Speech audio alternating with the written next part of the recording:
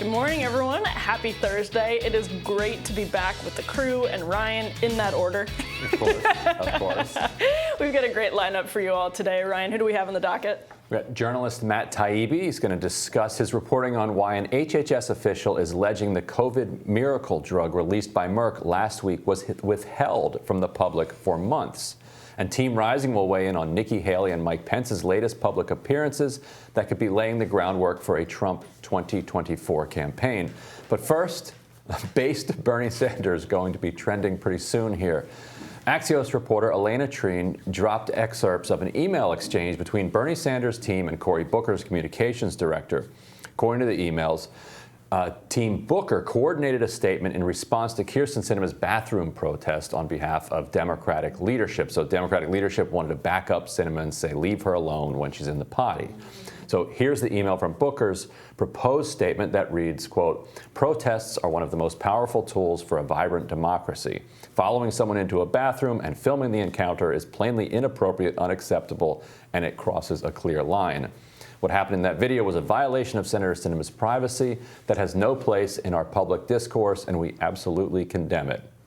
Team Bernie responded to the email with an edit that read, quote, while we hope Senator Sinema will change her position on prescription drug reform and support a major reconciliation bill, end quote, before saying what happened in that video was, of course, a violation of her privacy. Much to their chagrin, Team Booker declined to make the edit on behalf of the boss, Cory Booker, which led Sanders' communications team to respond, quote, Sanders will not be signing, so please cut Senate Democratic leadership team from the headline. Thanks. Always fun to see the thanks and exclamation points at the end of all of these emails. But Bernie Sanders, people might not realize, is a part of the Senate Democratic leadership team. It's like an 11-person team, and there are, 50 senators, so it's kind of hilarious. How do you have one leader for every 4 people? But fine, whatever. Yeah. That's how Democrats want to do it.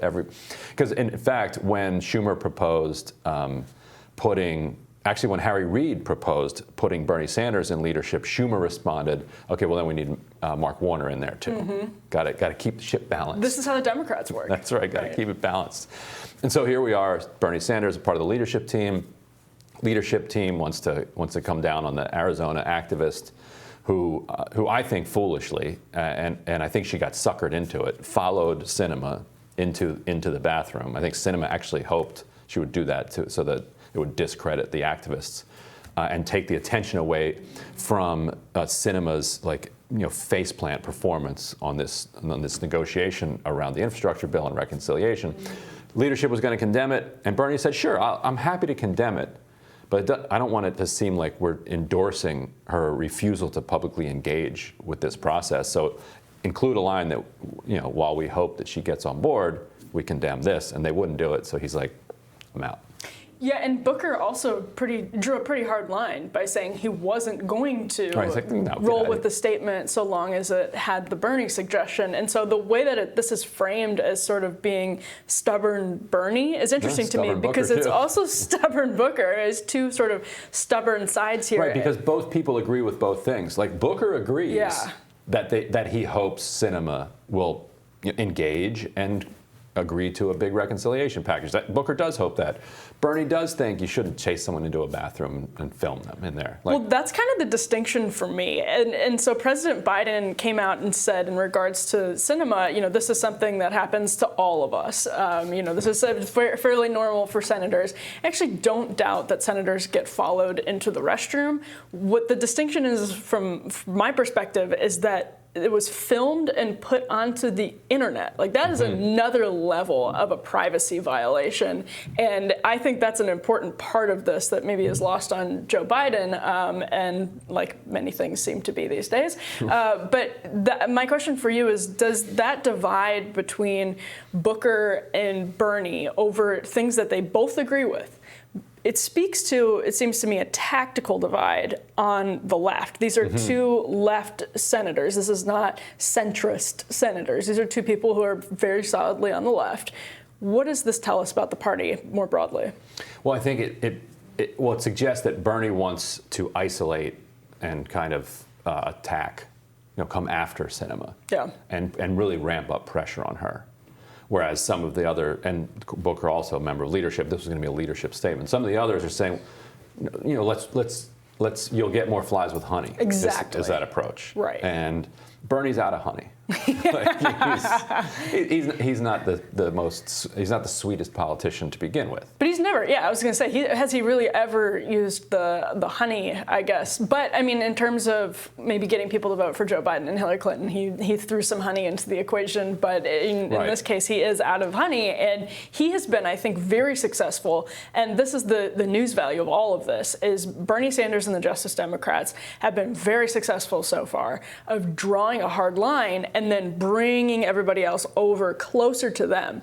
They have brought everybody much closer to them than they have moved towards the center. Yeah, and Bernie made that point yesterday at a press conference. So he didn't just go after Sinema. He actually held a press conference organized around a response to Manchin, where he also mentioned Sinema, but all of it was really about Manchin. Let's see, we have some of that here.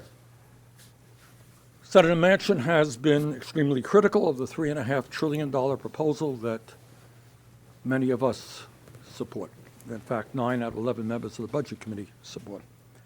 But the time is long overdue for him to tell us with specificity, not generalities, we're beyond generalities, with specificity, what he wants and what he does not want, and to explain that to the people of West Virginia and America. Look, it's very easy to use vague phraseology, and even when you talk about $1.5 trillion, as I understand it, Senator Manchin says he believes in Medicare negotiating prescription drugs. Okay, good, great. In the House bill, that will save us $700 billion. Now, Senator Manchin says that he only wants to spend $1.5 trillion. Is that in addition to the 700, which would already take you up to 2.2? I don't know the answer to that. That's amazing. I think Sanders is right on the level of principle here, and he said the same to Sinema. Like later in that press conference, he said, "I don't know what Sinema wants. I've heard that she's against the prescription drug reform. I don't know that. I've heard that. I've heard she has problems with raising taxes on the rich. I don't know that." And he's like, "It's a problem that I don't know that." Yeah. And she says, and then he made fun of her saying she won't negotiate in public. He's like, what does that mean? Because if he doesn't know, he's the budget chairman. This is a reconciliation bill. So if she's not negotiating in public, and she's also not talking to the chairman of the budget committee, who's in charge of reconciliation, who's she talking to? She claims she's talking to Schumer and Biden. Yeah. But there are hints from her that the reporting on her prescription drug ideas is wrong. Then say that. Yeah. Speak publicly. It's like, who do you think you are? You're negotiating on behalf of the voting public in Arizona. You're not a CEO of a drug industry company that is negotiating a merger in secret with another drug company. Then okay, you don't have to negotiate, but you are negotiating on behalf of the public. Well, and this is what I think is very frustrating for Democrats, is exactly what you said. If you're not going to do it in public and you're not going to do it in private, What are you doing? Does that mean that you're just talking to Chuck Schumer and the Biden White House? But I would actually counter that it doesn't seem to me Chuck Schumer and the Biden White House really know what to do with Sinema either, and not because they have all the information they need, but because I think what's happening is that Manchin and Sinema fundamentally do not want to sign onto a really sweeping deal with a high price tag, because when you have the higher the price tag, the bigger the deal, the easier it is for them to get absolutely destroyed by Republican attack ads that pick up on one thing, or go media controversies that pick up on one thing that's in the bill, and that hammer in on the price tag. To me, I really think that's why that price tag is such a sticking point for Manchin and Sinema.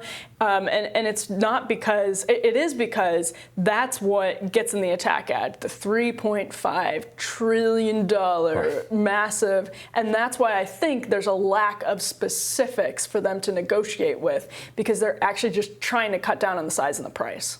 And so they need to just hurry up and get on with it, to your point. But can they? The only way. But that's why. I mean, I think they know that. I think the Democrats know that, but it's almost an impossibility. There is no and I mean this with the pun intended, like reconciliation between those two positions, because if that's a hard line for Democrats, and Justice Democrats and for Bernie Democrats, I don't see any way that you can cut it down to the level that's acceptable for those two.